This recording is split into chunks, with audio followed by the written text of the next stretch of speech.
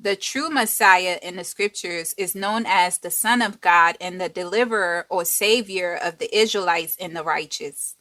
Israelites, it is important for you to understand that the Most High will save his people. He is the only savior to our people.